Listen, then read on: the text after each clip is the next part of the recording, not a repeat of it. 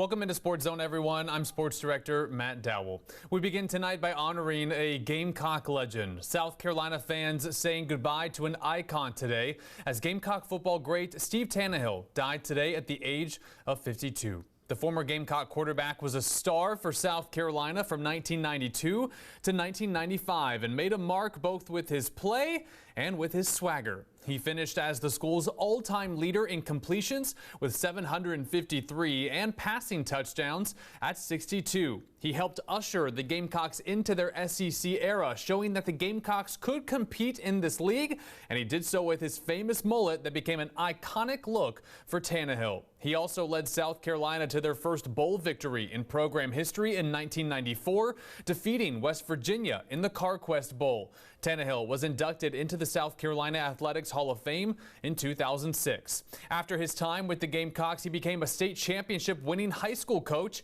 at Chesterfield High School and later owned several businesses in the Columbia and Spartanburg areas. This news coming out this morning, and the tributes began to pour in nationwide, including many famous faces from the Gamecocks. South Carolina head football coach Shane Beamer saying, quote, "Awful news. I'm grateful for Steve's friendship and the opportunity to get to know him over the last 5 years. Please keep his family in your prayers." And Gamecock football posting that iconic picture of Taneyhill.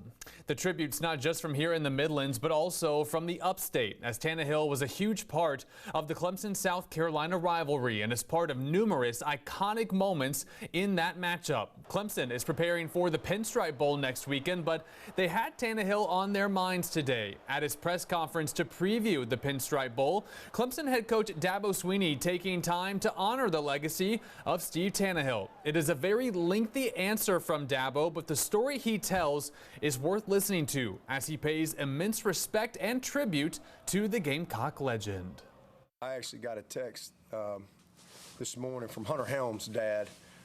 He texted me, and I just couldn't believe that. I mean, we're not that far apart in age. I think he was 52, but man, I've got great memories from Steve. In fact, I was playing at Alabama. I believe it was my senior year. It was my senior year, and he came to Tuscaloosa on a visit with his family. Never forget it. I will never forget it. In fact, you can ask Prince Wimley. We were just talking about this. We were just talking about this probably, it was before the South Carolina game. And we're all out there practicing in the indoor there in Tuscaloosa, and it was like December, kind of this time. And, you know, you could take visits in December. And here comes this guy, walks in, and we're playing for Gene Stallings. And, you know, we all know Gene Stallings as players. And he shows up, got the recruiting guy with him, and he had that long hair. He had that long hair and all that swag, and we all were in there going, "Oh yeah, we ain't getting him." Like we like knew right there, like, yeah, we ain't getting him. And so sure enough, we didn't. And he goes to South Carolina, and so when would his freshman year been at South Carolina? Anybody know? 92. It was his freshman year. So this was 91 then, okay? So this was my junior year. So this was 91, because my last game in Tuscaloosa as a senior was against South Carolina. That was my last game, and I think that was the week they had like boycotted the week before or something, and then they came to Tuscaloosa, and that was my last game ever in Tuscaloosa.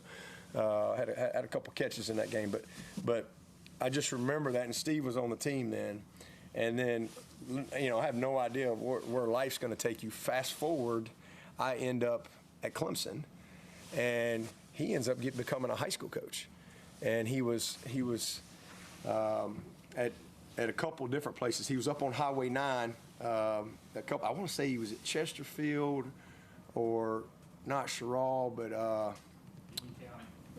but he left there, and I think he went to Union County. I think that was his last job, maybe.